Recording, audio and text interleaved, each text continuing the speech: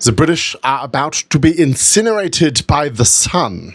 If you have not heard, last night Mother Nature announced her plans to completely disintegrate the British Isles in a storm that consisted of roughly 29,000 lightning strikes. Somebody is upset with the British. Anyway, the heatwave that is to follow could reach temperatures of up to 38, if not higher, degrees Celsius in the UK. No thank you. And look, Americans, I know, yeah, you are like, oh, you think it's hot there? Well, it's hot in America, yeah, okay. Well, I want to give you some educational moments here in this video to tell you why hot in the UK is nasty. First of all, 38 degrees is bloody hot, yeah? It's about 100 degrees of your fun fantasy numbers that you use to measure temperature in your country. And whilst, look, I understand that it might get hotter in places like Houston, yeah? Houston is in line with North Africa, yeah? This is like us saying, oh, it is so much hotter in the UK than it normally is. And then the Egyptians are like, well, it's hotter here. And we're like, yeah, it's Egypt. Of course it is.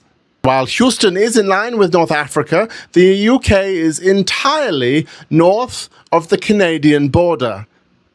That's right, the famously cold country where things are cold and not so super duper hot. So you don't get angry at the Canadians when they're like, whoo, we are hotter than normal, and you're down in Arizona or somewhere in the desert going, yeah, well, it's bloody hot here. We know that it is hot there. We are just saying that we are incredibly uncomfortable, okay?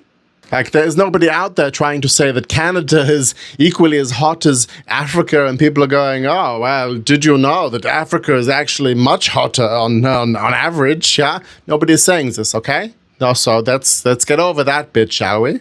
And look, many places can be humid at the same time. I understand this. The UK is very humid. It is a tiny island surrounded by the sea, and most of the ground is made up of 80% water anyway because of the amount of time that it rains through the rest of the year. So it is like humidity coming out of everybody's wazoo. And just to remind you, it's not meant to be this hot here, okay? And whilst you are busy literally cooking us with all of the hot air pumping out the back of your air conditioning units, which are freezing your hearts and stopping you from having sympathy for other people also being hot, I want to remind you that so many of our buildings here are super old and built in a time before everything got this crazy hot and before a time that air conditioning was invented. And so it becomes incredibly difficult and expensive to install air conditioning units. And while I accept that air conditioning units in America might be comparable in price to, I don't know, a prescription medication in Europe, yeah,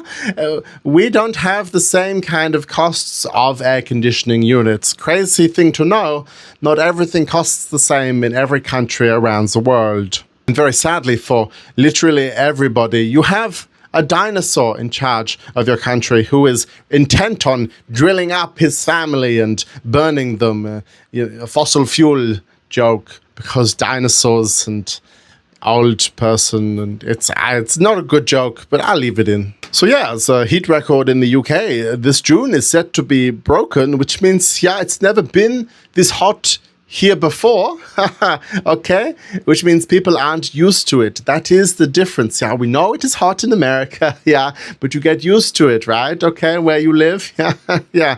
And look, if you don't believe us that it's uncomfortable, because it literally is, then, come spend a heat wave in London. Please, I beg you, you will have such a good time. Anyway, I hope that this helps to contextualize why people in Europe moan about it getting super hot and stuff, because, it's geography, yeah, okay? And I know it's not your A-star subject, but please understand a little bit, okay? Okay, thank you. Goodbye.